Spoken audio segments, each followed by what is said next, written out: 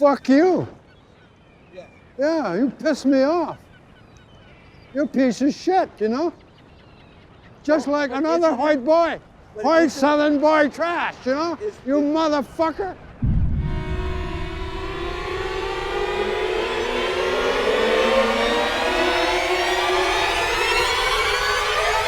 My name's Palast. Fuck you. Greg Palast. I'm an investigative reporter. I hunt billionaires who misbehave. And every 4 years, I become a crime reporter. The crime, election theft.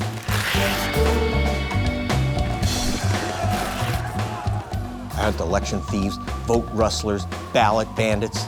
Investigative reporter Greg Palast wades through the dirty political tactics. It all began in 2000 when a little birdie dropped off an envelope marked confidential. It was the secret list kept in Florida state computers that stole the election for George W. Bush. This is the story of the investigation of the theft of the 2016 election. It's a crime still in progress and a hunt for the very rich guys behind the crime. How are they going to do it? I hadn't a clue. Then, one night in my shitty little New York City detective agency office on 2nd Avenue. 2012, and she found 35,500 people voted in North Carolina and voted in some other state. So you're talking about probably over 1 million people that voted twice in this election. Really? That voted twice in this election. Say what, Dick? The first concrete evidence we've ever had of massive voter fraud. We've talked about it ad nauseum. This proves it. I usually don't pay attention to a Fox News freak like Dick Morris, but he was senior counsel to the president until he was caught calling the White House while a hooker sucked on his toes. Over 1 million people that voted twice in this election. 1 million double voters. Really, Dick? You vote twice, you get 5 years in the slammer. Voted in North Carolina and voted in some other state. What fool would listen to this wacky accusation? This voting system is out of control. You have people, in my opinion, that are voting many, many times. Say what, Donald? You have people, in my opinion, that are voting many, many times. And that are voting many, many times. Many, many times. Really, Donald? A double voting crime wave. Is there really a gigantic conspiracy of 1 million Democrats to vote twice? Or is it a massive scheme to take away the votes of 1 million innocent people? There's only one way to find out. I have to get the lists of these skanky alleged double voting fiends. So the next day, I call down to Carolina. If they've really caught thousands of double voting criminals, I want their names. All I'm asking for is, can we get a copy of the names? I'm requesting those names of the double voters. But I got the official screw you. This was a criminal investigation, and it's all confidential. You've got a list of 35,000 suspects, and the names are secret. You're telling me this list of bad guys, it's completely confidential? It's confidential? I tried Mississippi, Arizona, 28 states, same jive. Confidential? Really? It's confidential. It's confidential. No, you don't even say it. I put Ms. Badpenny and the entire team on it. Screw confidential. Get me the lists. It took 5 months, but what do you know? Our little birdie schmoozes some bureaucrat into turning over the confidential list we're not supposed to see. So here's their big secret. Interstate cross-check. Cross-check. And here they are, the suspects, duplicate voters. Look at this, 7.2 million suspects in 29 states. A list of duplicate voters, if that's what they are. With a hit list this big, you can fix any election. You can steal the White House.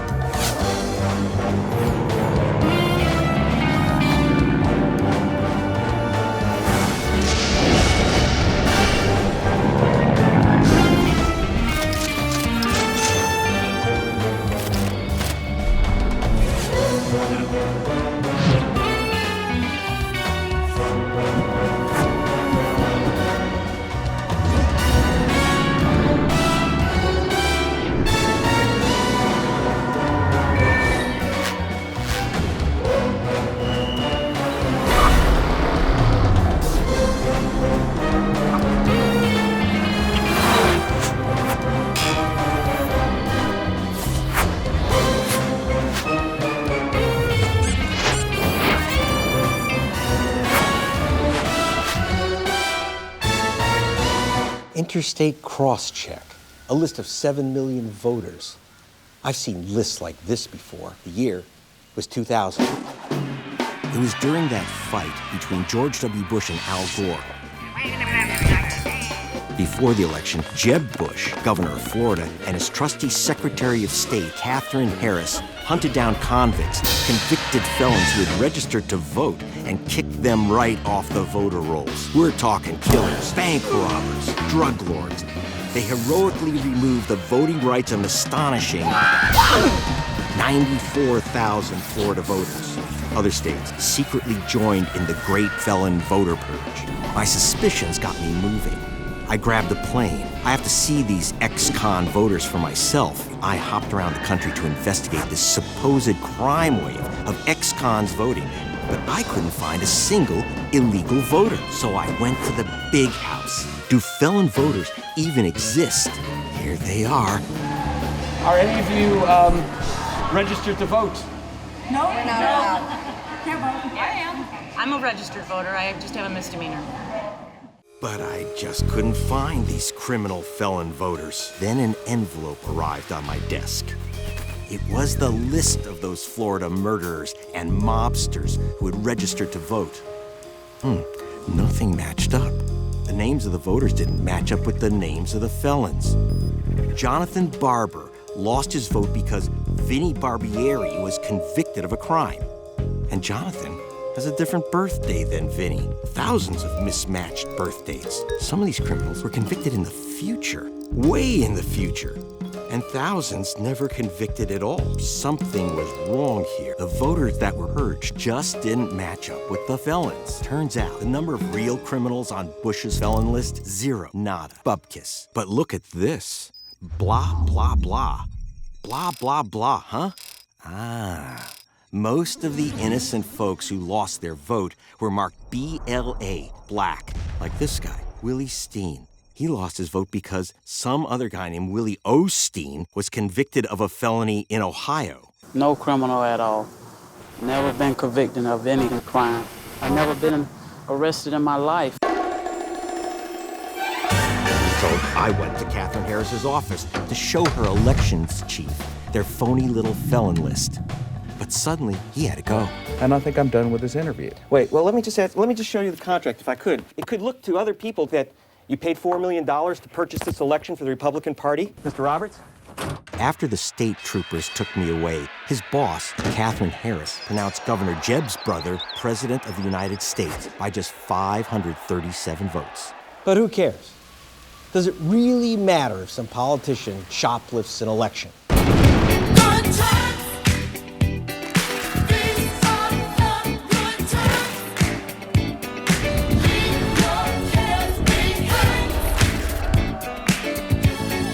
I'm the guy who pulled the trigger.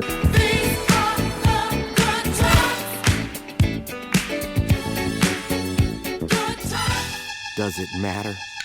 Yes, it does. Now, I've got this new cross-check list, a whole lot bigger than that list of fake felons. And cross-check ain't just Florida. It's in 29 states, almost all Republican-controlled. Either this is the biggest voting crime wave in U.S. history, or it's the biggest con since Dick Cheney took us on a little hunting trip to find weapons of mass destruction. Is this cross-check list going to steal the 2016 election? I don't know. But to investigate would require my flying my ass down to Dixie and all over hell. Forget it. I've been on the vote heist beat for 20 years. I'm done. I just had a quadruple bypass. My plan for the year involved nothing more than a hammock and a pina colada. Stop it! Get to work! This is Lenny Badpen, our chief investigatrix, punk rocker, stakeout Svengali, detective extraordinaire.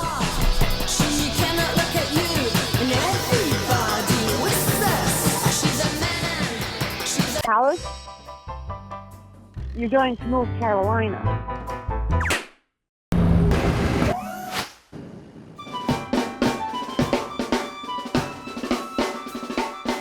Once we got way down south in Dixie, I headed through the stately plantation houses of Georgia.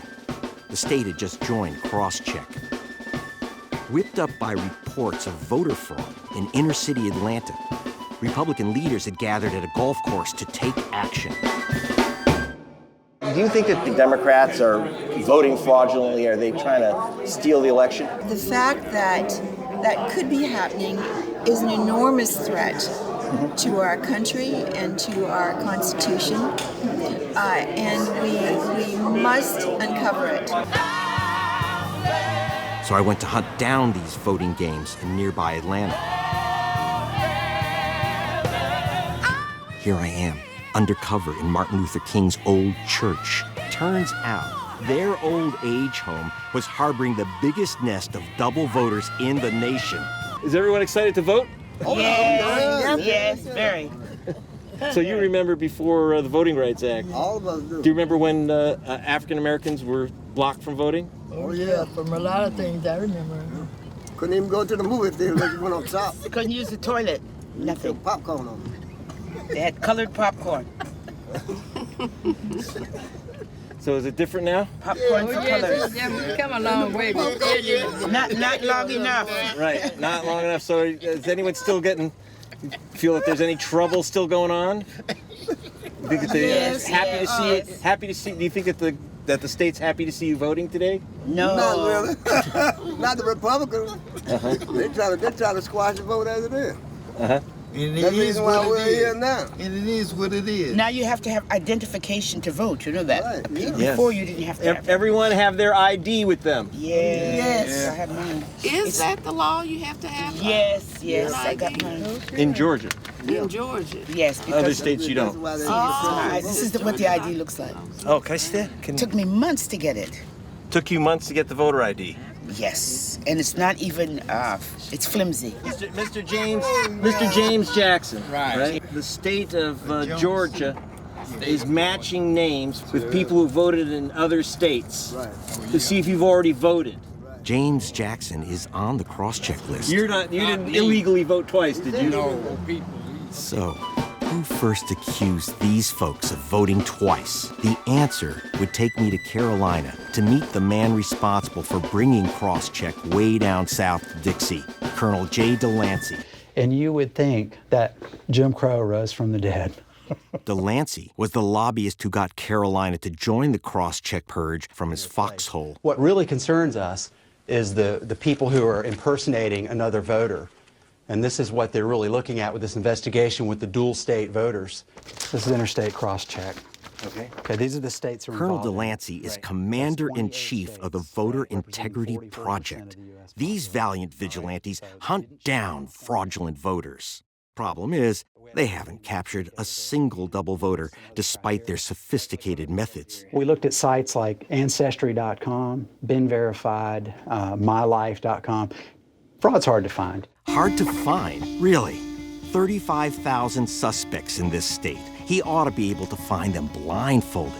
So I went to the office of the North Carolina Elections Board, to the Republican PR flack who refused to give me the cross-check lists, the guy who said they were confidential. I didn't tell him I had them. I just wanted to know. Why were you denied the list? You weren't the only group to ask for it, of course. We were threatened with many lawsuits. Do you consider voting fraud a serious crime? Certainly. It's certainly a problem if people do that. Your G-man, Stuber, is going after voter fraud. So how's fishing? Have you caught any fraudulent voters? So we participated in the Kansas cross-check, and that yielded a number of individuals that we wanted to look into further. It's part of an ongoing investigation, and we've been partnering with other cross-check participating states to get the information that we would need, that if there was any type of inappropriate behavior, we would be able to send the right evidence onto the DAs, and the DAs could decide whether to prosecute or not. And is it really difficult to find these people? You have their addresses, and you don't have anyone. But you had this whole hysteria over the fraudulent voters, but they don't seem to exist.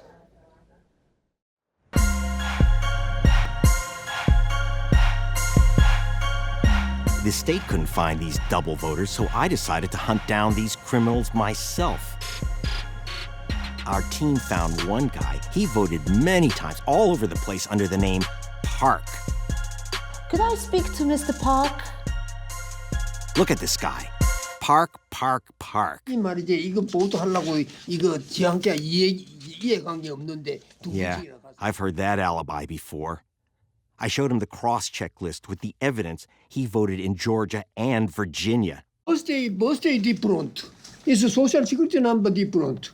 Everything different. How to is a name is a same name. Name is a lot of same names.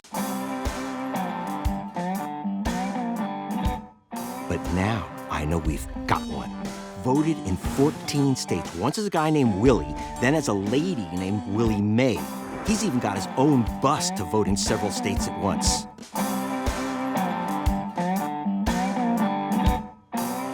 That's him. That's him.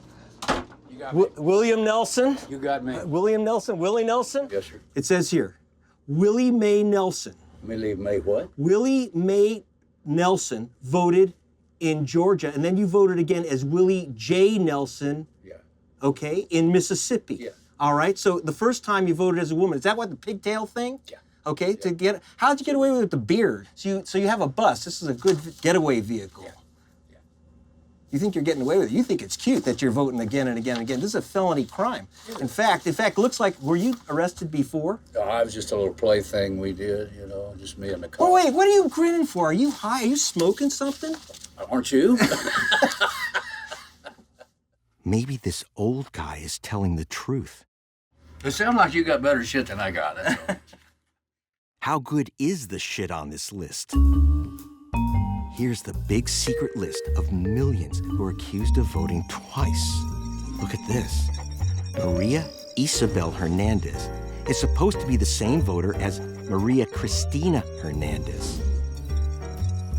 James Elmer Barnes Jr. of Georgia is supposed to have voted a second time in Virginia as James Cross Barnes III.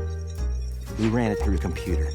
2 million of these middle names don't match. And how about this? Billy Ray Jackson is accused of voting again as Billy Manuel Jackson Jr. Junior and Senior are supposed to be the same guy. Wow, the entire Jackson 5 is here. In fact, it's the Jackson 5000. What the heck's going on here? The cross-check PowerPoint sales pitch says they use social security numbers. They use birth dates, but there are no social security numbers. There are no birth dates. Birthday different. Is a social security number different. Everything Forget different. about it, Mr. Park. You still lose your vote. Each suspect on Kobach's list is supposed to get this postcard. Looks like junk mail. You'd throw it away. So you don't lose your vote because you voted twice. Your crime is that you've got a common name and you didn't return a card. Why wipe out a voter's rights just because their name is Brown or Hernandez and didn't mail a postcard? 1 million voters disappeared because of a postcard.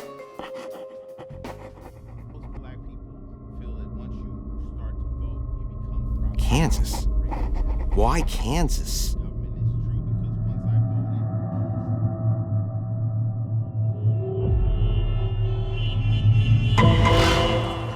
Okay, Sherlock, tell me about this list. It's not a list of double voters, is it, Palast? It's just a giant list of common names. Yeah, real common. Jackson, Wong, Hernandez. Seems like someone really hates people with common names. So you're trying to tell us that they hate them enough to spend millions to write them off the voter rolls? Really, man? So where do I go now? It says Kansas, Dorothy. Kansas. So hit the yellow brick road, Toto. That's just great. I guess I'm off to Kansas. Here's our file on the Wizard of Crosscheck. The wizard is this guy, Chris Kobach.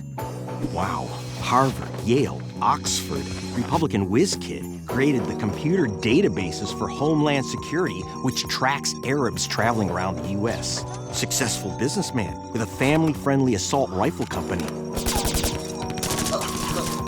And the Voldemort of the entire interstate crosscheck data system. And odd for an elected official, he's also a lawyer for FAIR, the Federation for American Immigration Reform, whose founder's goal is to preserve a European-American majority. As Secretary of State, He's the top election official in Kansas, Republican superstar. Kobach and Fair convinced the little town of Farmers Branch, Texas, to pass a law arresting anyone doing business with illegal immigrants, like selling one a Slurpee. Courts found the law racist and unconstitutional. It's interesting that someone gave the town $100,000 to pay Kobach's fees. He's already become a Fox News national hero for saving America from an invasion of alien voters. Those dangerous aliens, dreamer aliens, alien votes. Republicans claim millions of aliens voted in our elections. 12 million illegal aliens in the USA who could vote without proper identification. They're bringing drugs. Hundreds of illegals not supposed to be in the country, but registered to vote. They're bringing crime. They're rapists. And some, I assume, are good people. Those are all the reasons I decided that I'm endorsing Donald Trump to be the next president of the United States. Republicans claim literally millions of alien voters are pouring over the border. Arizona built this prison for alien voters, but there aren't any. To grab and jail them, Kobach wrote a law for Arizona, SB 1070, known as the Driving While Brown Law. Other Kobach laws were credited with stopping terrorists intent on voting. I tracked down one suspect stopped from voting. She uses the name Shirley. I should ask you, Shirley, are you a terrorist? Are you a terrorist? A parrot? A terrorist. A parrot? Terrorist. Somebody blow up buildings and stuff. Will you blow up buildings, Mom?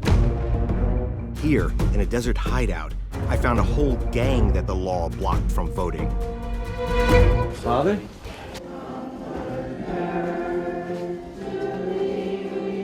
Kobach's laws blocked 200,000 voters in Arizona alone. Over 60% are Hispanics and Native Americans.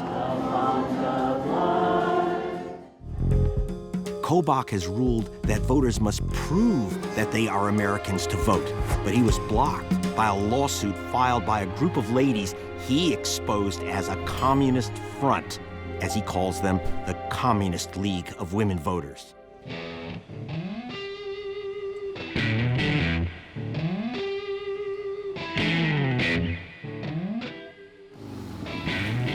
So I hit Wichita. I arrived just in time to catch white Republicans in their natural habitat. It's feeding time, what anthropologists call an ice cream social. I was in the mood for chocolate, but all they serve is vanilla. Kobach's citizenship test for voting knocked out 36,000 young new voters, under 30s. Now I see why. Kobach's voters have an average age of 115. There he is, the Wizard of Crosscheck. Kobach refused to meet with me. Camera's on. Let's go. But I'm about to meet with him.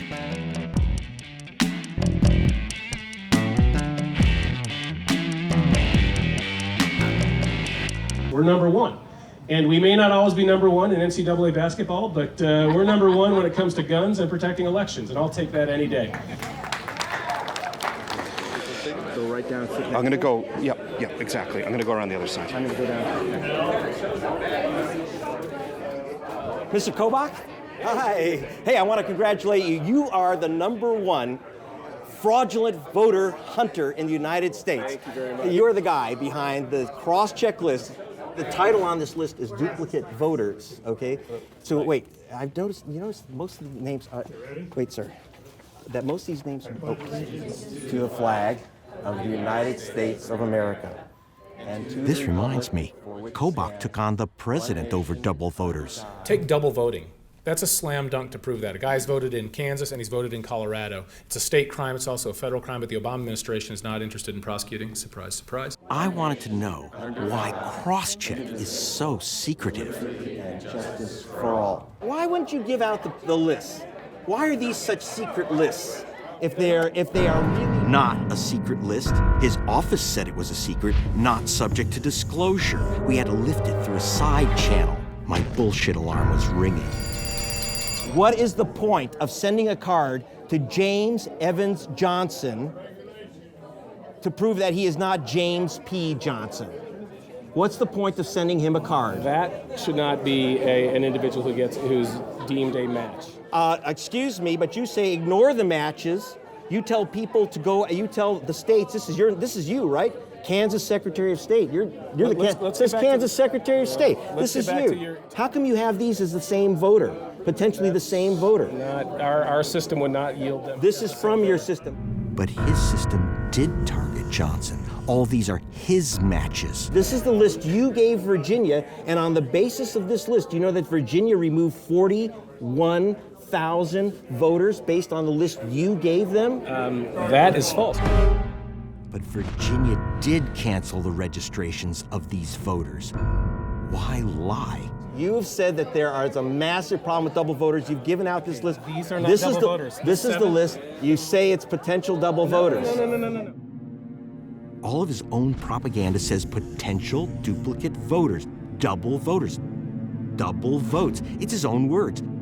These documents cross-check with his wardrobe. You are a fool. I'm wasting my time. Why all the bullshit and secrecy about Look at these cross-check? names, they don't match. Look, this is a random list of your state Kobach names. knows cross-check's just a con. Based on the Virginia data, they're going to knock out 1 million voters and steal the election. My turn. Go away. Go away. If cross-check's legit, why hide the lists? Why the lies? We're out of here, Toto. But where the hell do I go now? Kobach's behind the cross-check con. But who's behind Kobach? Just give me a sign, Lord.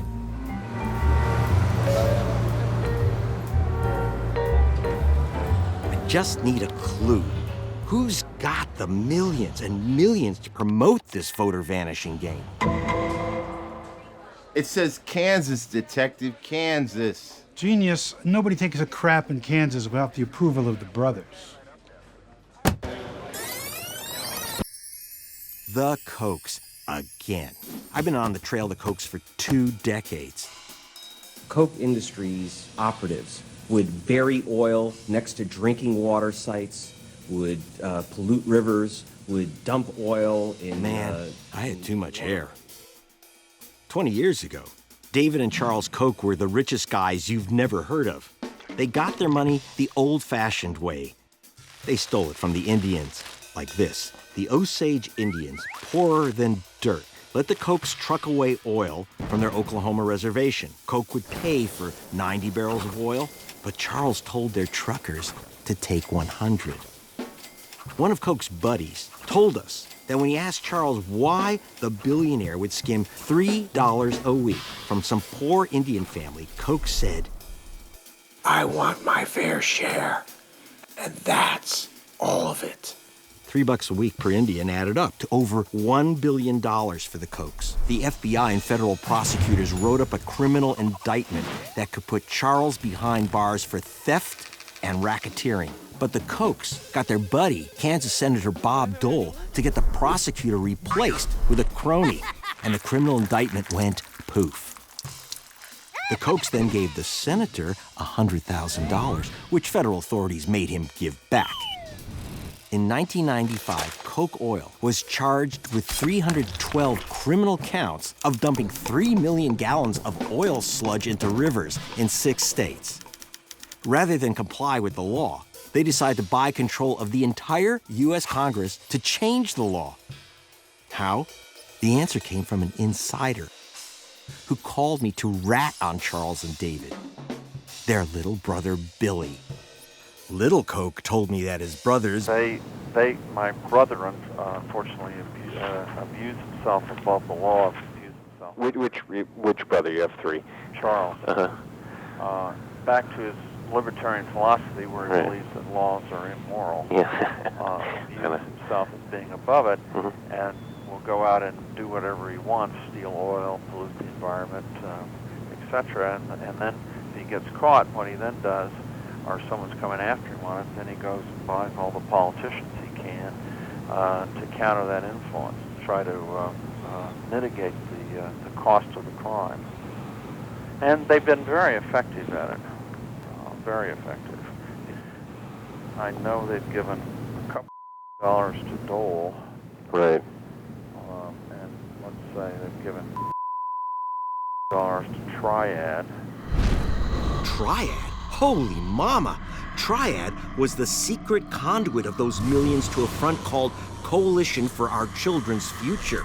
The children ran ads linking Democrats to child molesters, wife beaters, and they accused one Democrat of being Jewish. Oy vey, the smear worked, and the Koch Republicans took control of the 105th Congress.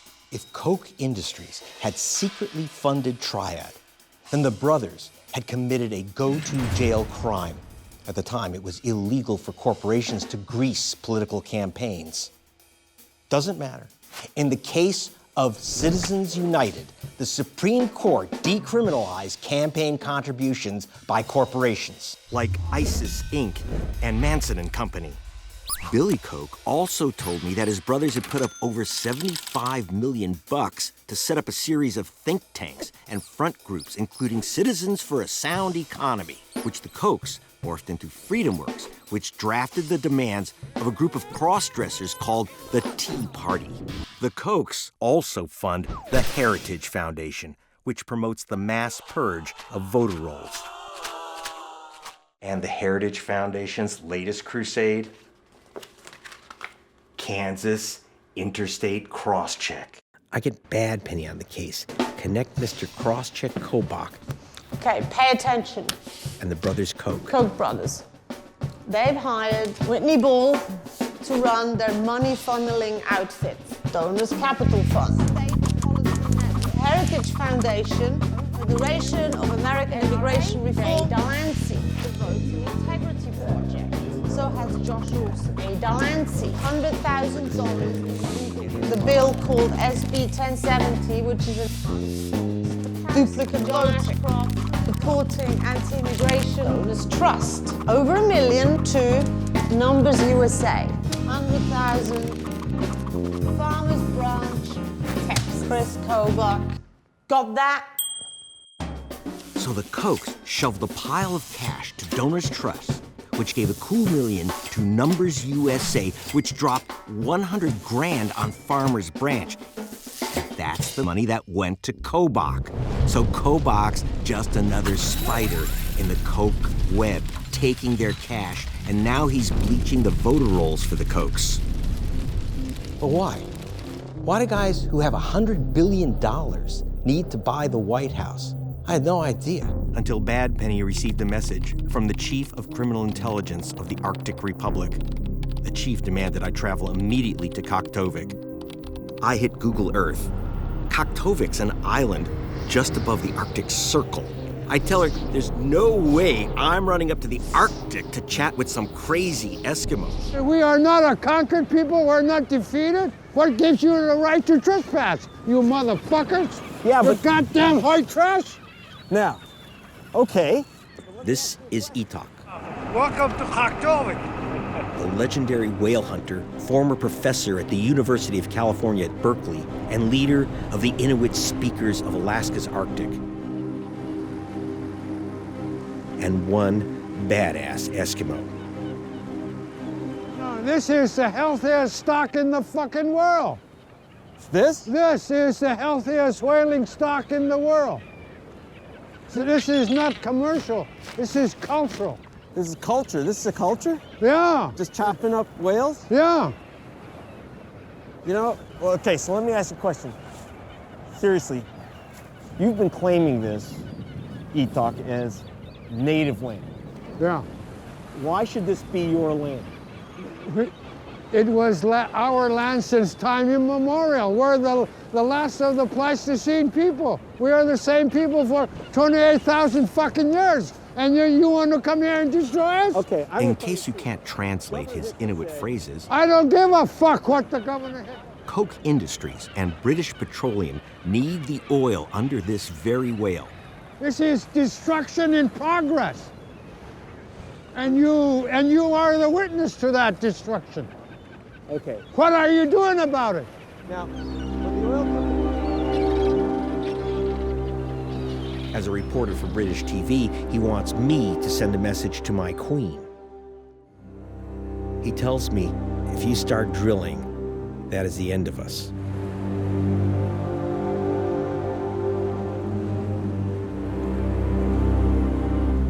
It's cheaper to cheat than it is to practice the law. There's no supermarket here. All this was gathered at the end of a harpoon.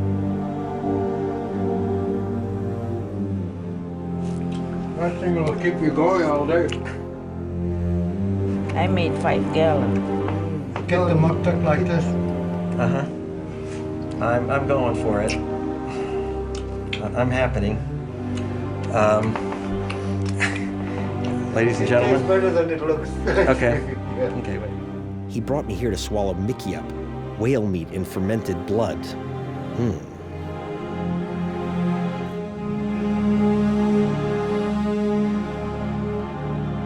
I've seen this before. What happens when the poor and powerless get in the way of an oil drill? I saw it in the Amazon.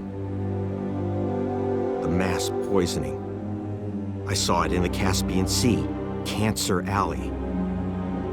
And right here in Alaska, when I investigated the smash-up of the Exxon Valdez. Here's some of Exxon's sludge I picked up after the spill. 20 years after the spill. There's no such thing as a victimless billionaire, and there's no way to control an oil spill among these icebergs. The scent of oil and money led me here to Prudhoe Bay, the starting point of this rusty old piece of pipe, the Trans-Alaska Pipeline. The Kochs have bought into this pipeline, but the pipeline is about to shut down for lack of oil. So why in the world would the smartest white businessmen in America buy into an oil pipeline with no oil in it? Answer, they could fill it up with Arctic oil. But this would require the Kochs to get a president of the United States nuts enough to drill under Etok's whale.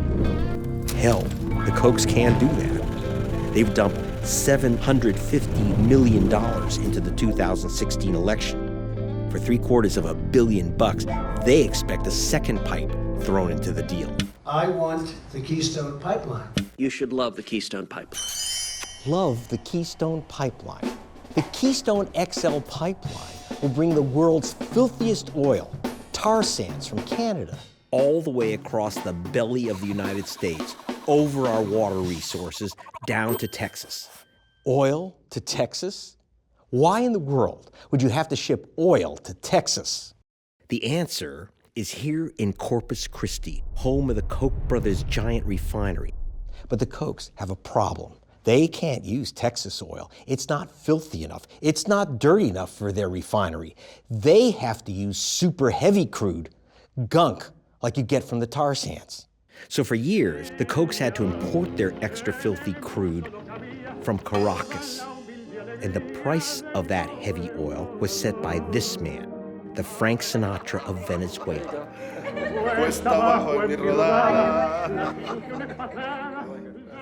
Years ago, President Hugo Chavez told me, Venezuela, with the world's biggest reserve of oil, would really stick it to U.S. customers like the Kochs. Do the math. Canada charges $15 a barrel less than Venezuela. If the Kochs can get their Canadian sludge down to their Texas refinery, they will earn $1 billion each.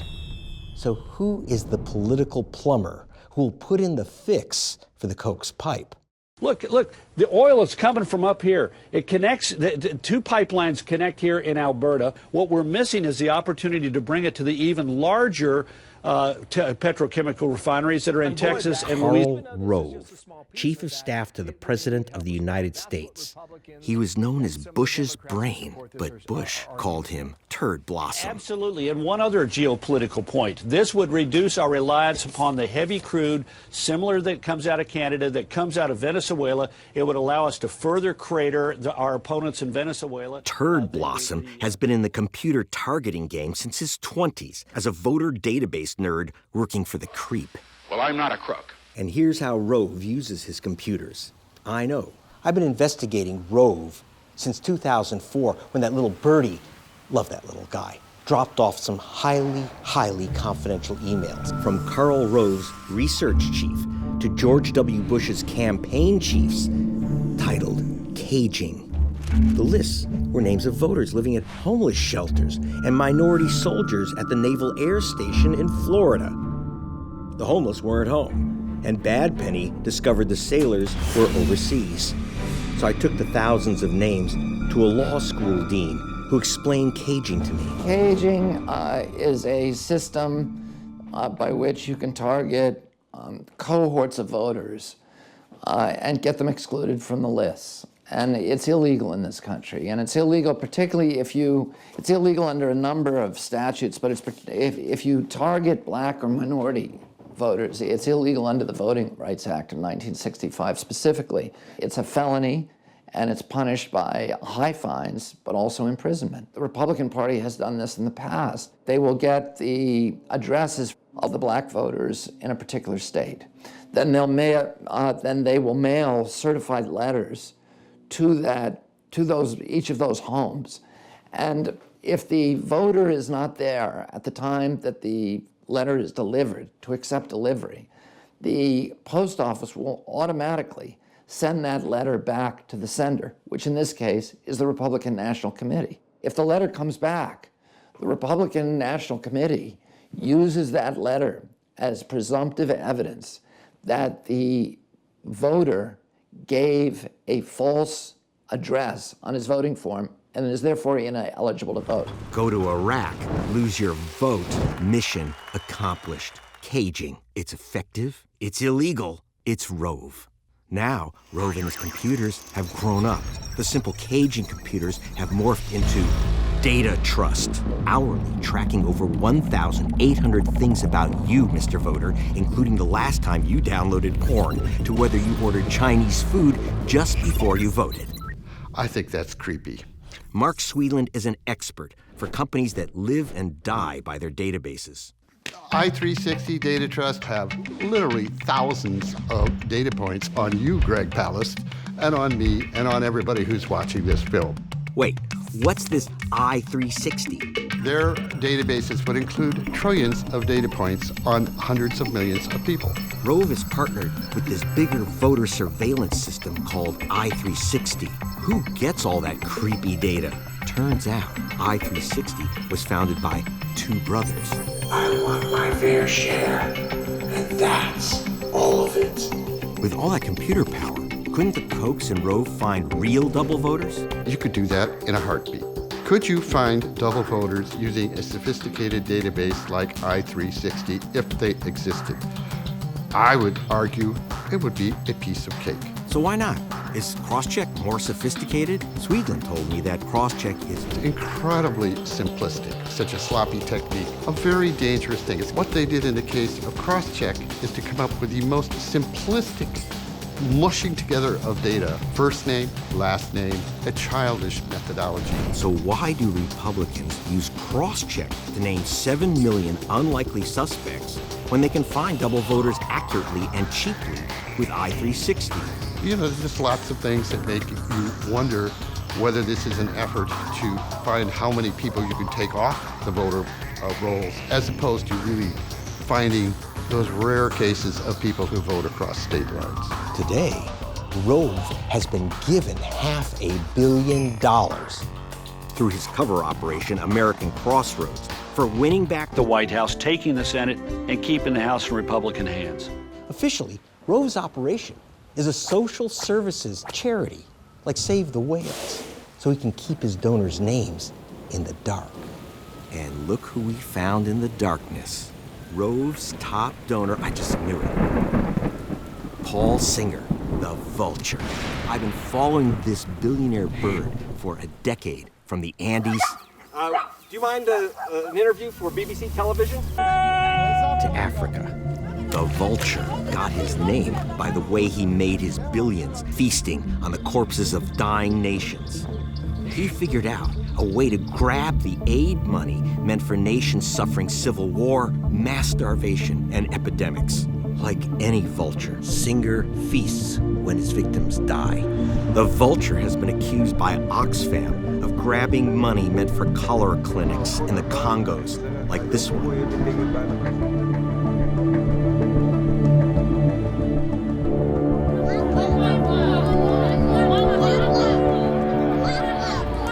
What's your favorite subject?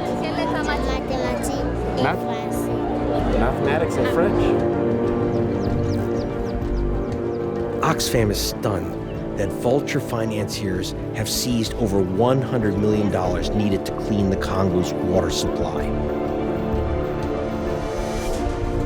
$100 million for the Congo. How many villages can you provide clean water to? 5 million of people can have a good access to water and sanitation, and 200,000 children who have their life saved. So $100 million, 200,000 children. Saved, yes, very happy. Would that make you happy? Very, very happy. Well, forget happy. The Vulture paid just $10 million for some old Congo Republic bonds, which he used to bleed $127 million from the suffering nation. Vultures are known to vomit on their enemies, so I wasn't surprised when Singer's henchmen called my TV network to stop my investigation, saying, "We have a file on Greg Palast." Today, Singer the Vulture is the new #1 donor to the Republican Party. The Vulture's money also hatched House Speaker Paul Ryan, the most powerful post in Washington after the president. So why does the Vulture have to spend all this money to buy the U.S. Congress? The Vulture made his biggest killing ever by preying on this third world nation, Detroit, and chewing on this, the corpse of the auto industry when it collapsed in 2009. 10 years earlier, to save money, General Motors had spun off its famous car parts company, Delco, and turned Delco into a separate company called Delphi. As part of a plan to bail out the auto industry, the government agreed to help GM buy back Delphi and save Delco's 25,000 happy, dancing union workers. What GM and the government didn't know was that the Vulture and his partner had secretly scooped up ownership of Delphi, and the Vulture Pact told GM and the President of the United States that unless Obama gave the Vultures $12.9 billion, and now they would close down Delphi and cut off GM's parts. Ouch. Without those parts, the entire auto industry would shut down forever, and over 1 million jobs would vanish. The U.S. car czar called the Vulture's demand extortion. But the U.S. Treasury paid the $12 billion. The Vultures had bought Delphi for just 67 cents a share. With the bailout loot, the shares zoomed to $22. Singer's slice, $1,284,514,000. Singer fired every single one of the union workers, and Delphi moved 100,000 jobs overseas, mostly to China. Then our little birdie dropped another paper into my hand, showing that before the 2012 election, Singer's Vulture Fund set up a special partnership with the blind trust of the wife of a presidential candidate. O'er purple mountains, majesty, above the fruited plain. The Vulture paid the Romneys up to $115 million out of the auto bailout loot. This was a whole new way to influence a president. Stuff $100 million into his bank account.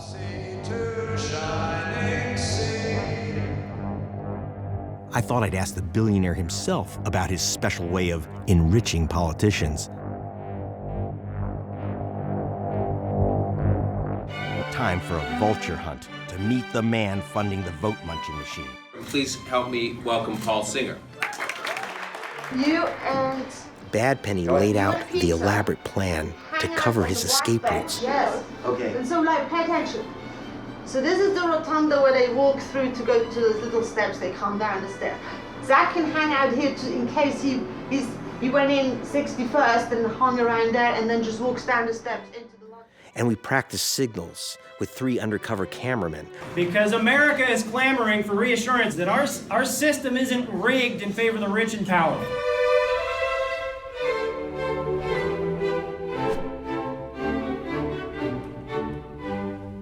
Borrowing the name tag Craig Kettleman, I tried to get close to ask the GOP's top sugar daddy about the missing votes and the missing Delphi jobs in Ohio, and why he needs to buy a new president. Can you get a question to Mr. Singer for me? But my disguise failed, and the Vulture's hospitality chiefs clocked me from jump. The Singer keep a file on it. Oh, you're talking into your sleeve to keep that again? That's very, very James Bond. Can I talk into your sleeve? Don't touch me. Okay, all right. That's good. Can I talk into your sleeve? Yeah, go home. Okay. All right. So I ask you, how many billions is it worth if you could buy the White House for your candidate?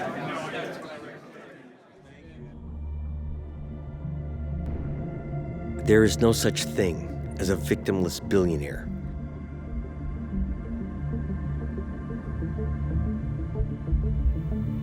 I met some of the victims in Detroit.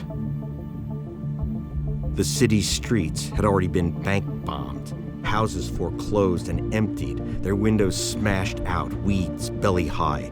It looked like the city had been punched in the face, its teeth knocked out. This house here is vacant. This house is vacant. Then you look across the street over there. Those houses are vacant over there. This is Mr. and Mrs. Pratt. They're going to lose their home, too. Robert Pratt's an auto worker, but his wife lost her job at the city of Detroit, and they couldn't make the payments on some predatory mortgage. This is my son. This is my son here. This is Robert. That's the one who got shot in the backyard. That's my 12-year-old. That was my boy. Like I told my wife, I go to work every day. I'm a maintenance man. I have a shop. I go in the maintenance shop and I close the door, and that's when I cry. That's when I cry, you know, because when I'm out around people, I try to stay strong and keep my eyes open and everything, but the pain runs so deep when you have to wake up every day wondering, is they gonna try to take my house away? I mean, what's next? Here's what's next. We snuck into Republican Party headquarters to investigate evidence the GOP was challenging the right of voters like Pratt, who are facing foreclosure on grounds their homes are no longer valid addresses. First of all, I know I would Lose your home, lose your vote. Now I have to wake up and I'm like, man, they trying to take my right to vote away? I mean, come on, how low can you go? Real low, Mr. Pratt. You and 2 million other families are about to lose their homes, and someone couldn't be happier. It's going really well for John Paulson. Paulson made a personal profit of more than $5 billion last year, and that is probably the biggest one-year personal gain in investment history. John Paulson, known as JP, the foreclosure king. One guy gets $5 billion in 1 year. He must have gotten it from Santa Claus. Yeah, pay attention, Palast. In 2008, when the mortgage market was heading over a cliff, JP gave it an extra kick in the ass. Because every time a mortgage in America went kablooey, JP made another buck. Altogether, he made $5 billion. More money than any human since the pharaohs. Here's how he did it. In 2007, JP cut a deal with the bankers at Goldman Sachs. Goldman had lined up some schmucks, big European banks, and pension funds. Goldman told the schmucks that they and JP together would buy billions of dollars of something called CDOs, which stands for Synthetic Collateralized Debt Obligation Derivatives. If you don't know what a synthetic collateralized debt obligation derivative CDO is, you're not a billionaire. Think of these derivatives as a kind of insurance on home mortgages. If the mortgage goes bad and someone loses their home to foreclosure, the insurers must pay. What Goldman didn't tell the schmucks providing insurance is that JP was secretly betting against these very mortgages. JP was the secret beneficiary of the insurance policies. JP was the one who would collect the insurance if the mortgages went to hell. It's kind of like an arsonist buying fire insurance on buildings he's sure will burn down. JP even helped pick out the mortgages that the schmucks would insure. He deliberately chose the shittiest subprime mortgages with horrible interest rates, like the one sinking the Pratt family. These stinking bags of mortgages were packaged into securities, those collateralized debt obligations. Within a year, the stinking bags of mortgage securities went down the toilet, losing 99% of their value as homeowners went bankrupt. The schmucks paid out billions, collected by JP. Mortgage market imploded, and foreclosures exploded. And JP, lots of folks assumed he'd go to prison. No. The politically connected JP kept the whole $5 billion. He's not in jail. He's living large. Welcome to the lifestyles of the rich and shameless.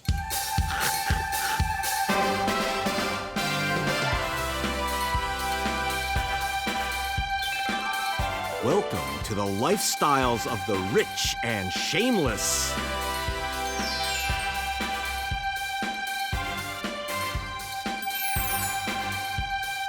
Billionaire John Paulson.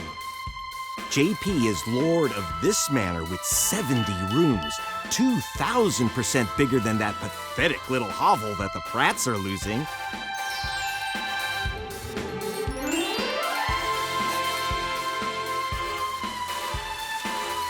And just one of JP's homes is the largest in Manhattan. JP is hosting a billionaire's brunch for Donald Trump. They'll let you in, but only if you pony up $250,000. I don't have $250,000, but look, a back entrance to the secret location of the Billionaires' Chowdown right here on Wall Street. No, I wasn't invited. And this is Old Trees, JP's gorgeous mansion, ritziest in the Hamptons. So how do I get to Trump's billionaire backer? Okay, wait, no, I'm not going back to your statement. It was a question. I want an answer, not a statement. I'm serious about this. I can't, you keep saying I'm wrong. I have said that the SEC statements, and have never been contradicted, is that Paulson sat in those rooms and didn't tell those poor schmucks that they were buying crap and that he had picked out to go down the toilet. Why were they schmucks? Wait, JP's flunky just called to say Mr. Paulson was unhappy with my report on his flim-flam. Okay, it's just a yes or no. I want Mr. Paulson's answers. But $5 billion off foreclosures wasn't enough for JP. He also flocked up with the Vulture to feast on the corpse of Delphi. JP's pound of flesh from Delphi, more than $2 billion. That's one fact they wanted me to get right. He's continuing to fund Republicans. And JP's taken his Wall Street buddies uptown. He's become the chief of a group of economic advisors to Mr. Trump. JP was hiding from me, but then we heard that JP and a bunch of billionaires had paid some big-name tennis pros to pretend to play tennis with them. The billionaires all want trophies. They always do. Our plan was to hunt him down in the Hamptons, and Bad Penny made sure that this time we wouldn't miss. GoPros, wireless microphones. Don't talk to it. It will be fine. Oh. No, what if you run into him in the bathroom? No, just leave it be. It doesn't matter. You need to know how to use it, okay? All right. So pay attention. This has a camera, okay? Just put it on. Don't touch it. Just take it off carefully. If all else fails, you've got this little guy.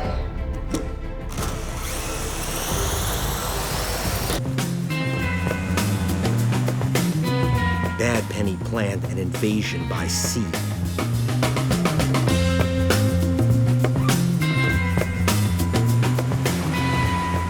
thought we'd join in his ritzy celebration, so he hit his $1,000 a plate vanity fundraiser.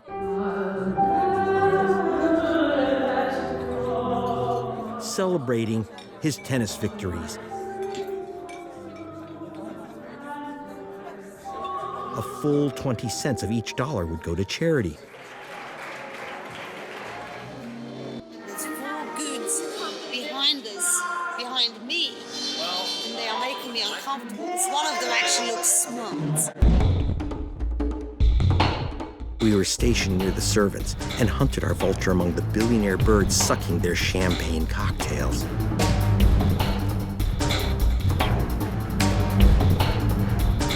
And there he was, JP, the foreclosure profiteer of the century. Bad Penny played my ditzy wife. Could you have a picture taken with my husband? How are you? Glad to meet you. Thanks a lot. Just wondering, Greg Palast. Listen, I was just wondering, you know, when you kind of helped push the mortgage market over the cliff, did you ever think about maybe letting some of those people that lost their homes to foreclosure stay in your place in Aspen? You know, you got 70 rooms, you don't need them. I didn't have anything to do with the mortgage market. You had nothing. We never made one mortgage in our lives. Nothing to do with the mortgage market? He just gave a lecture at Yale, boasting about his billions on his subprime mortgage market kill. All right, so what about Delphi? You know how many Delphi, how many, do you ever think about the American workers? There were tens of thousands who lost their jobs and she sent off to China. Made $1 billion. JP, come on. You can give me an answer. What is the question? Okay, I want to know. He made over $1 billion on Delphi, right? Yeah. And what happened Delphi to the workers? 30,000 workers. 30,000 workers were shifted to China. Does that make you happy? That's how you want to make your money? You know, they have 21,000 engineers in Detroit. Huh? Delphi told the SEC they left only 5,000 jobs in America and moved 122,000 abroad.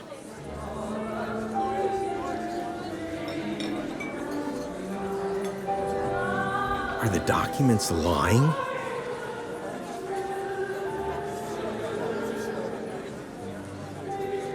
Or Paulson?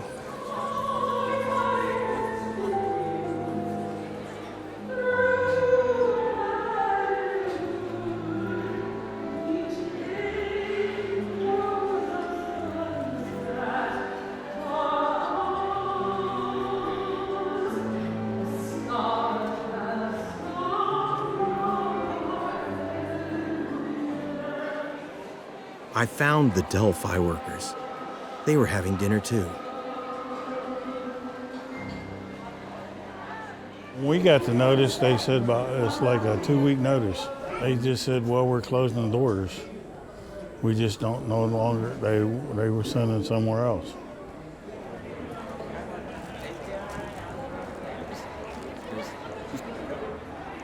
Giving out gloves and hats. Looks like these. They do it every year. It looks like this, hats and gloves. That's pretty good. They're donated through different people. So, you know, like everybody's figured, you know, when they're gonna lose their job, everybody said, well, heck, we got kids. A lot of people had kids at the time. I got a couple buddies might almost commit suicide over the job. A lot of people say they was losing their homes, but then your mortgage is on their houses. They just put it, the bank forecloses. Dale Stamper joined some old friends from Delphi. It wasn't 1,000 a plate. No charge for the hungry.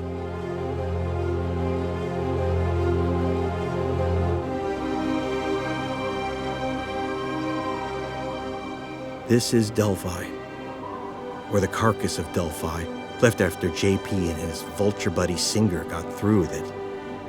I don't see a tennis court, and I don't see those 21,000 workers that Paulson claimed he saved.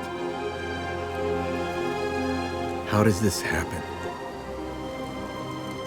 I know they can't take your job and home and hope unless they take away your power to do something about it. If they're going to take away your job and take away your home, they'd better take away your vote. And I discovered how they did it in 2012 when I visited a nearby church that ministers to the laid-off Delphi workers. It was Election Day, or for black folk, Souls to the Polls Day. Hi, what's the name of this church? Freedom Faith. Help me. Freedom Faith Missionary Baptist Church. Is today Souls to the Polls Day? Yes. I have a question. Is today a day that people are going to be voting, going to vote after church? I have no idea. Shepherding the souls is Tara Williams. Yeah, we're actually, our congregation is going to take individuals, our congregation down to the Board of Election right immediately after service. Are you going to vote today? Are you joining us for church also? I would love to. Oh, come on in. Come on in and get fed.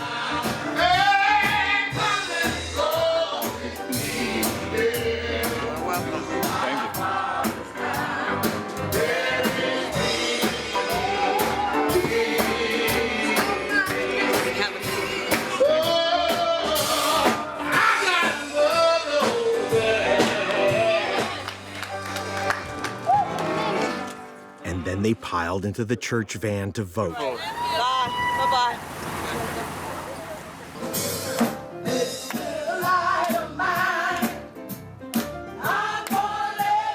They arrived and got in line and waited and waited and waited.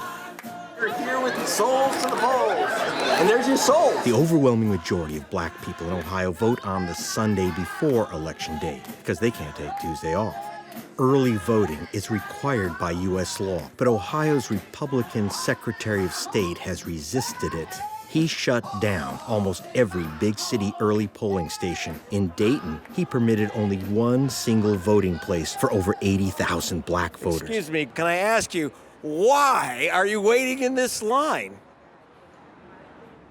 Well, I have to exercise my right to vote. So if I have to stand in line to do it, then I'm going to do that. It's really cold. So they waited for hours.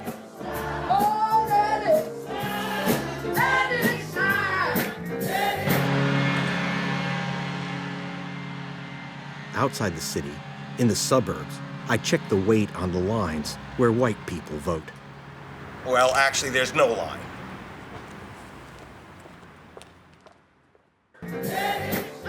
Back in Dayton, they waited and waited. Nearly 500,000 black folk all over Ohio. Then something quite odd happened. At the end of the line, after hours, the souls at the polls did not get ballots. If you're just arriving, come on in, have a seat, look for Frank. He's wearing the tie, he'll get you seated. They got a number to wait for this instead. These are applications for absentee ballots. But they're not absent. They're right here at the legal poll. Then they got mail-in ballots and envelopes to put them in.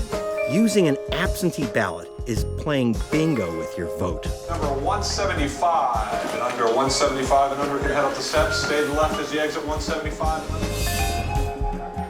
under. The nasty secret of American democracy is that over 1 million absentee ballots are rejected, never counted. Is this ballot switcheroo even legal?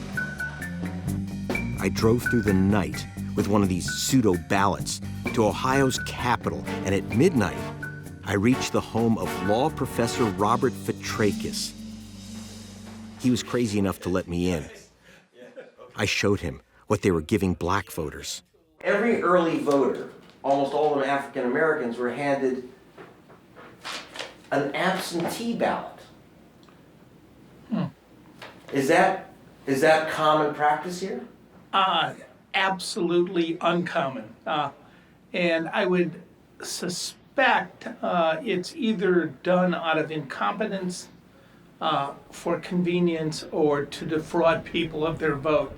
You vote absentee, they can pick through the absentee and say, they didn't fill this out all the way, they didn't sign here, they didn't initial there, and thus toss the absentee. Essentially, they're treating the absentee like a second-class provisional ballot. None of that could be done in regular early voting. But the state did it anyway. I didn't have the heart to tell them that their ballots may never get counted. In fact, over 2 million ballots, not just absentees, are cast and not counted. That's official. They call it spoilage. How do votes spoil? Not by leaving them out of the fridge. There are 10 ways to spoil your vote or wipe away your registration.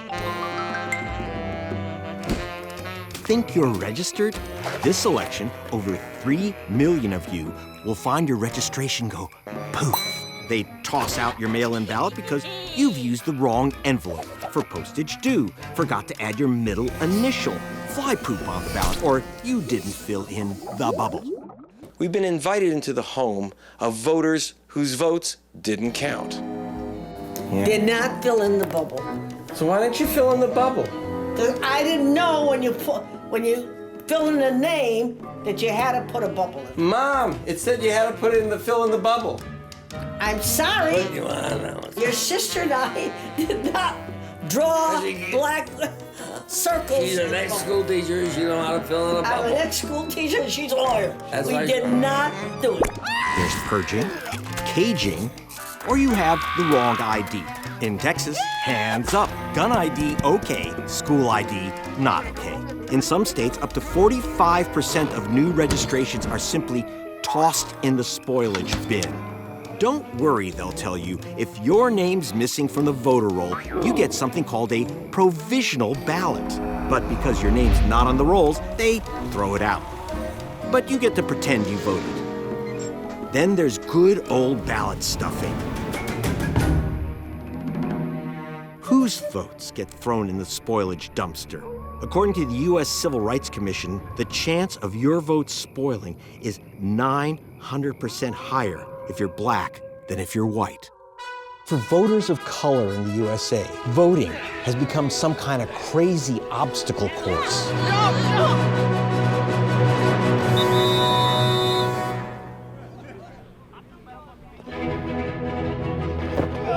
You all right, Steve? First, don't get purged, don't get caged. Then, drag yourself to the single black voting station and wait for 5 hours. Oops, wrong ID, go back home. Fill out absentee or provisional ballot. Don't miss the bubble or it gets thrown in the garbage. Oh, man. Come on. Let's go. Come on. We can do it. Come on. You got it. You got it. So how do they get away with it, creating these obstacles to voting? Easy. The Kochs and their minions, like the Heritage Foundation, they yell voter fraud, and the media eats it up. Voter registration fraud. Voter fraud. Voter fraud. Fraud. Voter fraud. Voter fraud. Vote fraud. Voter fraud. To sell the nonsense of mass voter fraud, they've built a hysteria factory. They claim there are millions of dead voters. Adolf Hitler. Yes, that name has now appeared on an Ohio voter registration card. Felon voters, ghost voters, alien voters. In 2010, there were approximately 50 Somalians stealing my vote. Listen to me. They're not human.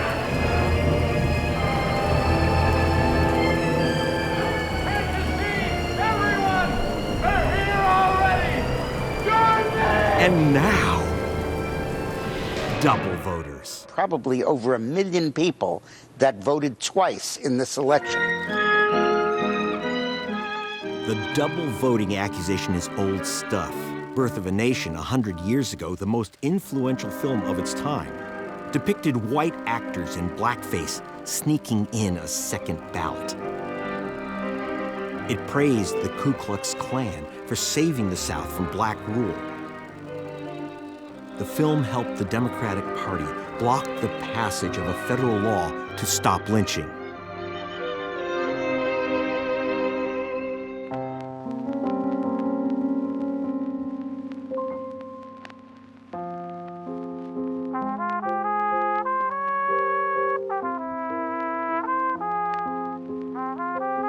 By 1968, 3,446 black people were hung from trees and bridges.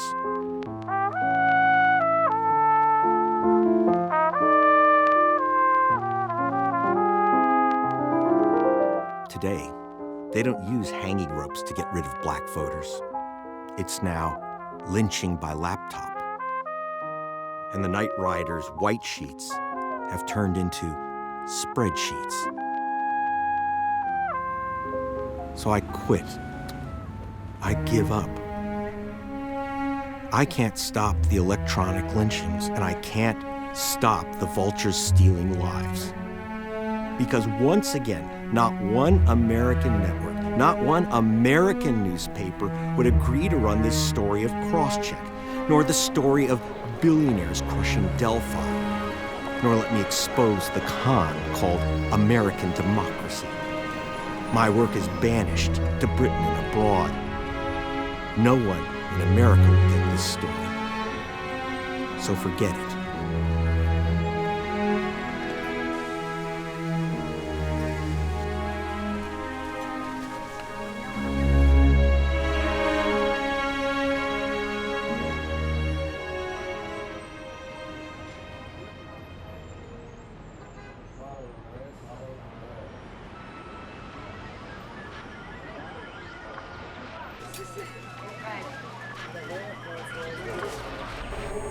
Greg, it's time for you to go home.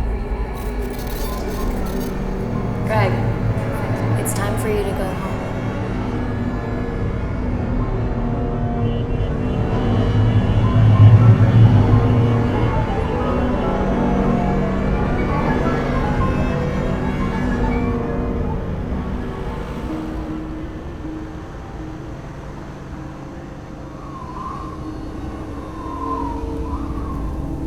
No, I'll never go back home. 8413 Webb Avenue, where I grew up in the East Valley of Los Angeles.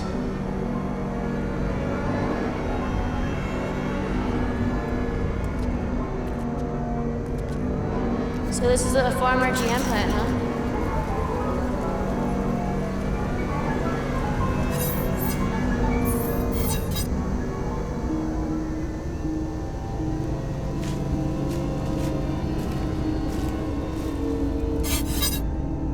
My own Ohio. This was the GM plant that made Chevys and Frigidaire refrigerators. My father sold the refrigerators. Wow. So now it's like shut down and they took it all to Mexico. The union guys at GM bought campers for their vacations. Now they live in the campers next to the tracks. So why'd you quit?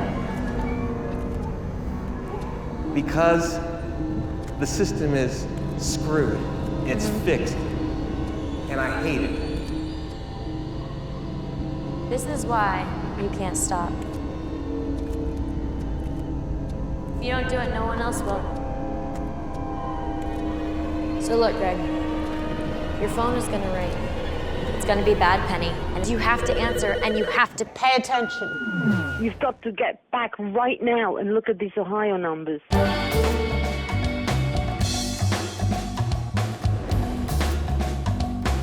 Ohio, oh my God. 43,000 black voters have just vanished. Crosscheck, of course.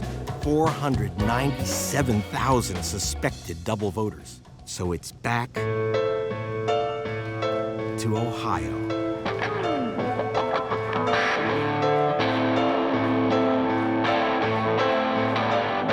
So your brother's bound and gagged, and they've chained him to a chair. Won't you please come to Ohio just to sing in a land Ohio. This is the ultimate swing state. Ohio voters will choose our president if they're allowed to vote.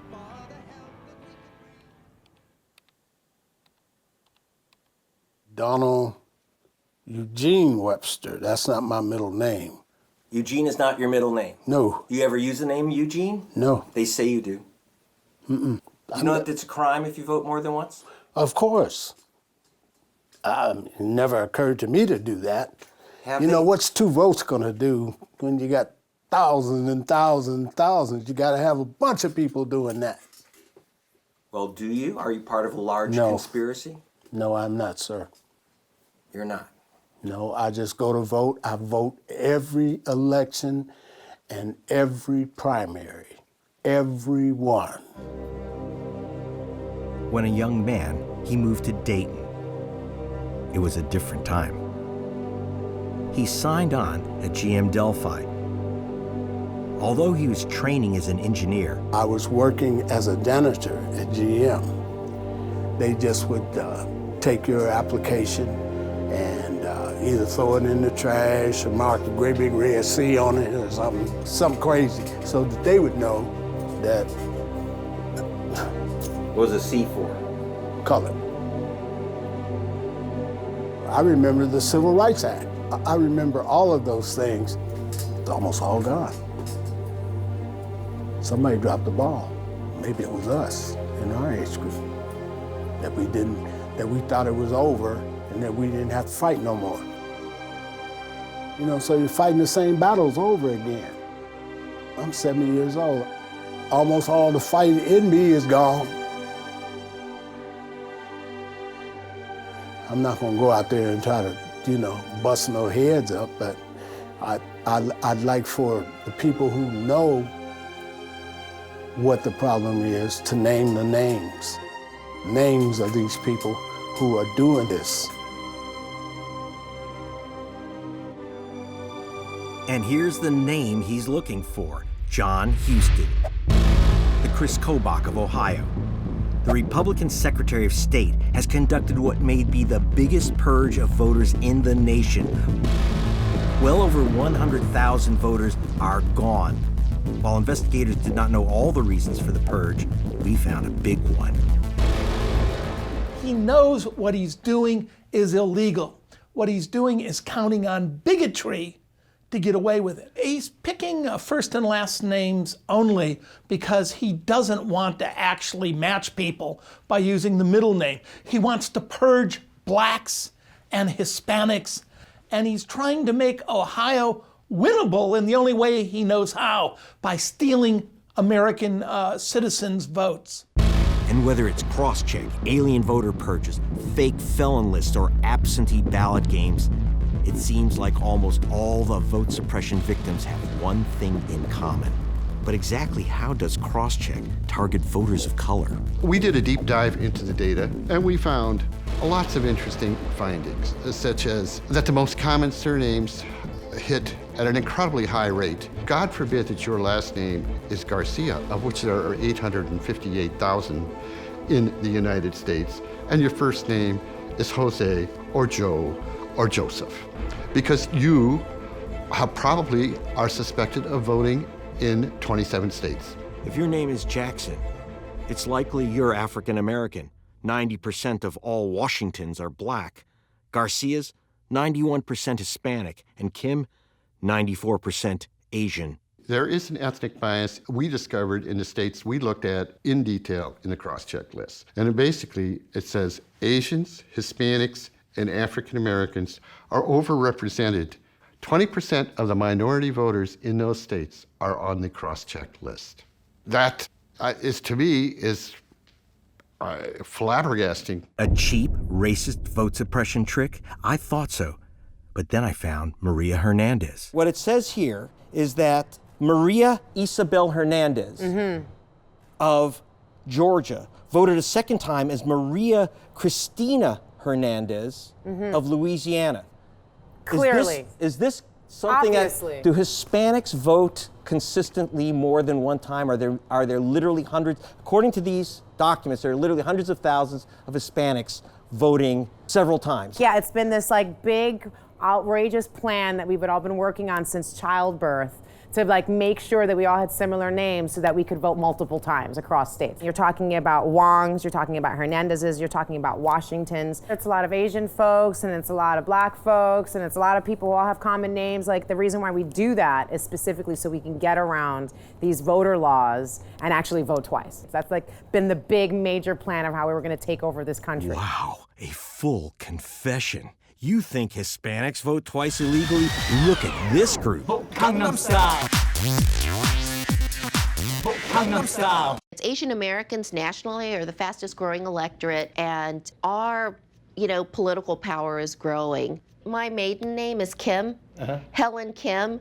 If you Googled Helen Kim, there's like 1 million Helen Kims. Indeed, a stunning 1 in 8 Asian Americans are on the suspect list. Korean surnames, it's like Kim is like Smith, Park is like Johnson. Like if you have a common name like mine, Jason Kim, like it's like. So you're Kim too? Yeah. So how many times did you vote? I've only voted once ever, every time. Republicans fear Asian Americans are voting Vote, vote, vote, Gundam style. like they've turned black. Democrats now capture 3 out of 4 Asian American votes. Why are they using these tricks to get rid of voters of color? Because it's a changing country. The demographics are changing. It's not a traditional America anymore, whereby 20 years ago, President Obama would have been roundly defeated. The white establishment is now the minority. So what can the GOP do? If you can't win the black vote, reduce it, block it. Rove says if black turnout drops just 1 point in North Carolina, Democrats are wiped out. Crosscheck will purge 10% of the black voters in North Carolina and 1 million voters nationwide. In 2012, all the tricks and long lines failed to steal the election.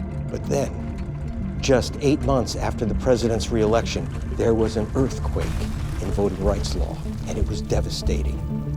The implications for the 2016 presidential race and for Crosscheck would be enormous. On June 25th, 2013, the Supreme Court took Martin Luther King's Dream Act, the Voting Rights Act, and burnt out its heart. The Supreme Court ruling striking down that key section of the 1965 Voting Rights Act has prompted some new moves in Texas, Alabama, Mississippi, and North Carolina. Florida began a purge of 181,000 Hispanics from its voter rolls as illegal aliens. Would black people still have the right to vote? Not in South Carolina. Every election in our state now requires photo ID before you vote.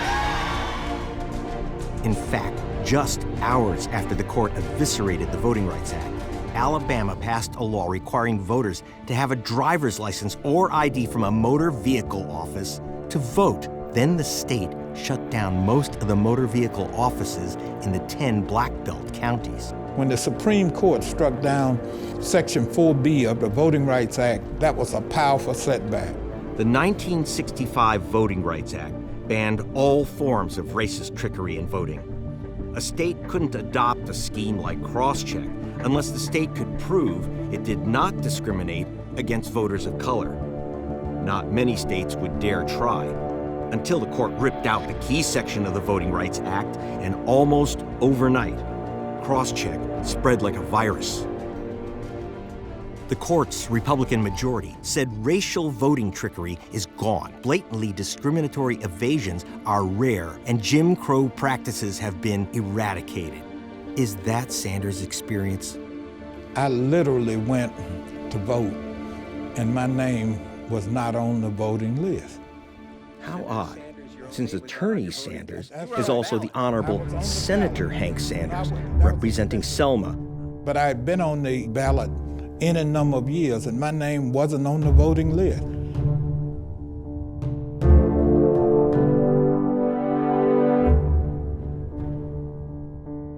It's a half century after Martin Luther King was here, and I'm back in Selma, Alabama, investigating suppression of the black vote. What the hell happened to my country? We have a long history of suppressing the black vote. We also have a long history of suppressing the poor vote. But all of that is being magnified now by these various kinds of institutes who have devised all of these modern day ways to be able to diminish voter participation.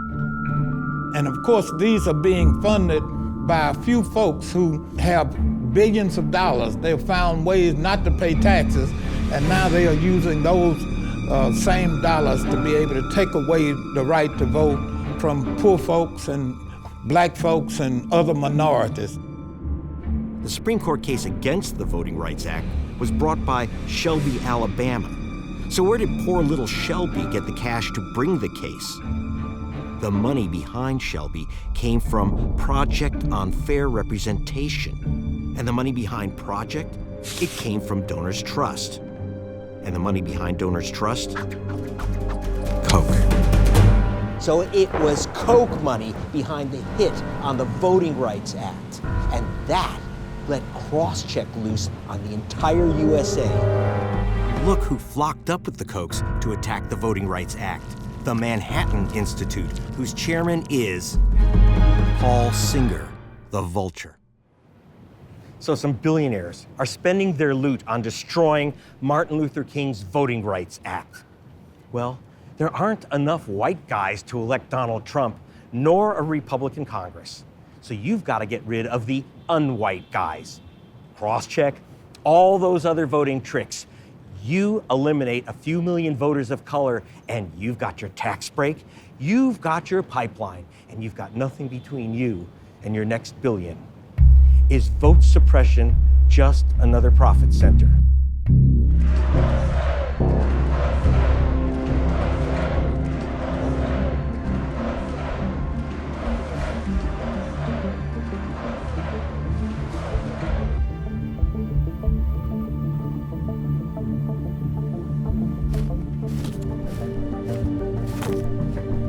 No one saw it coming, not even the polls. But you saw it coming. John Paulson of Paulson & Co., Rebecca Mercer, who's the daughter of Robert Mercer. The billionaires won. How? I went to Michigan to find out. Trump officially won this state by just 10,000 votes, but 75,000 votes were never counted, vanished in the snow. Now, how do you lose 75,000 ballots? I found out that the answer was in the bubbles. It said you had to put it in the fill in the bubble. I'm sorry. As it turns out, Michigan machines couldn't read the bubbles on 75,000 ballots because 87 machines broke down.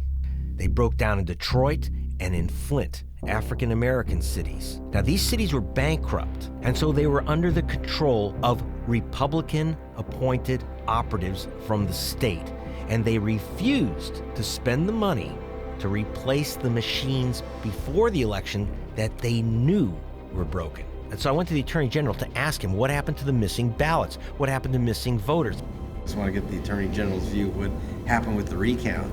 Machines broke, but the human eye could have seen voters' choices in a hand recount. But Donald Trump's lawyers flew to Michigan and stopped the recount cold.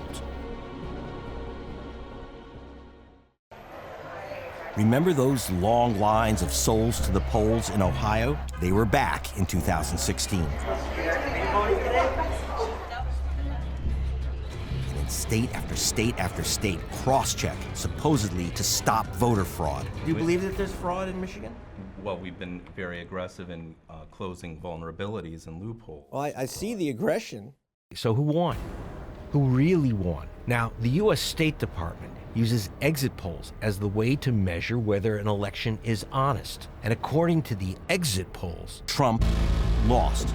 There was a path to 270 that Hillary How Clinton could the was exit taking. polls be different from the official count in these GOP states? Because a voter can walk out of a polling booth and say exactly how they voted, but they have no idea if their vote counted. I mean, what's next? This is what's next. With a plan for 2018 and 2020. After the election, Chris Kobach met with the president-elect to secretly discuss restoring Kobach's Muslim tracking program and sneak the Crosscheck program into the Department of Homeland Security and spread Crosscheck to all 50 states. Arizona, Alabama, and Georgia. But we should be doing this in all 50 states. How do you defeat voter suppression tactics when it's fueled by billionaires' cash and partisan power? The same way the Voting Rights Act was first won 50 years ago. One side literally had everything. They had all of the laws and lawmen, they had all of the guns, they had all of the banks and money, and the other side didn't have anything.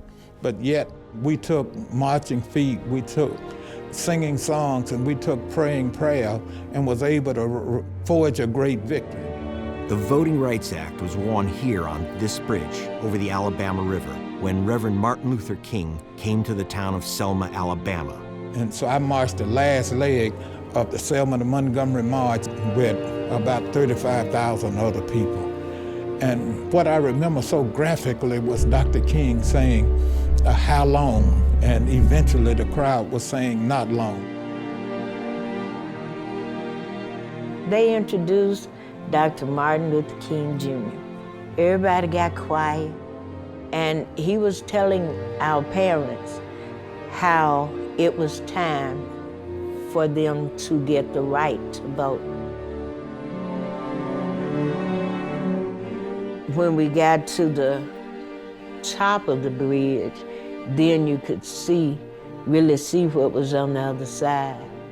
And there were white people sitting on their cars with their Confederate flags and their banners, Die Nigger and Go Home Coon. I heard these pops, pop, pop, pop. This gas came, and with this gas, you couldn't breathe, you couldn't see. I ran into this big old thing of tear gas, and he was running behind me with the billy club kind of thing. When I woke up, they had me on a stretcher, putting me in the back of a hearse. I just jumped up, and before anybody could catch me, I was heading back across that bridge. Judy was older than me, so if I was 11, she had to be like 12, maybe going on 13, I think. And she starts walking. Nobody's gonna stop me from getting my freedom. And as soon as she said freedom, one of the troopers hit her, and blood just went everywhere. And I was just in horror.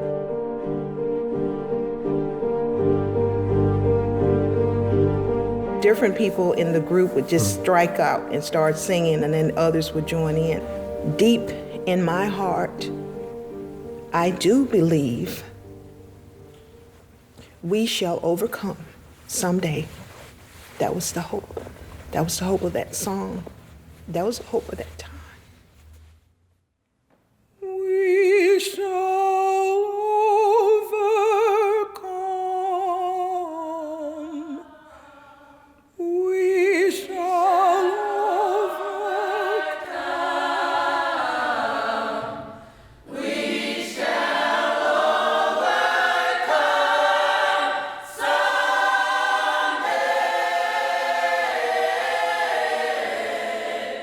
Oh, deep in my heart, I do believe. I had made this vow when I was 7, when my mother died, because everybody said she died because of the color of her skin, that if she had not been colored, she wouldn't have died. She died and left 4 children, 7, 5, 4, and 2. I made up in my mind at 7 years old that when I grew up, nobody would ever have no one to call mommy because she died of the color of her skin. We shall overcome someday. I wanted to do whatever it took for our parents to get the right to vote, because getting the right to vote was the first step. We shall overcome someday.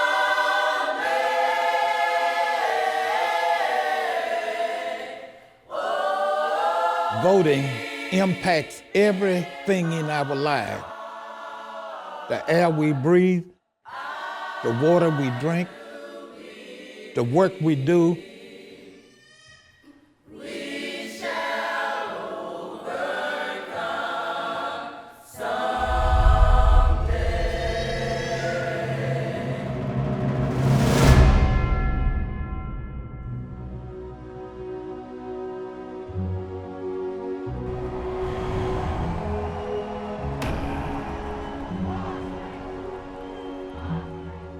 And the last thing in the world America needs today is for someone to take their right to vote away.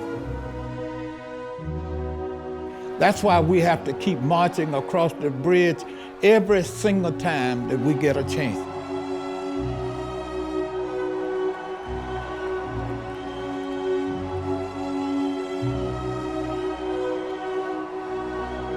The right to vote is always going to be under attack, because when we march, we go forward. When we stop marching, we go back.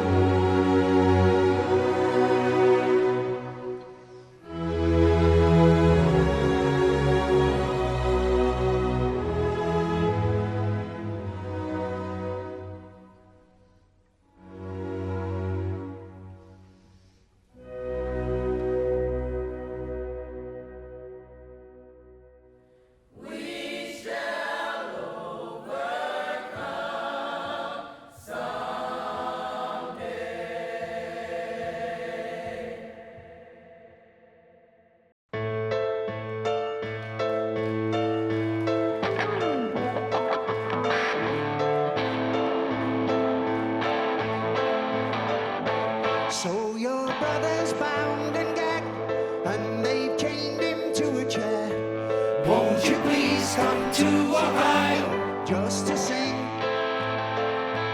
in a land that's known as freedom? How can such a thing be fair? Won't you please come to Ohio for the help that we could bring? We can change the world, rearrange the world is dying to get better.